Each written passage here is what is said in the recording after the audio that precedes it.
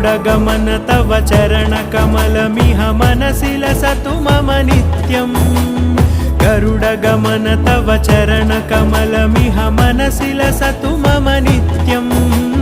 मनसि लसतु मम नित्यम् मम तापमपाकुरु देव मम पापमपाकुरु देव मम तापमपाकुरु देव मम पापमपाकुरु देव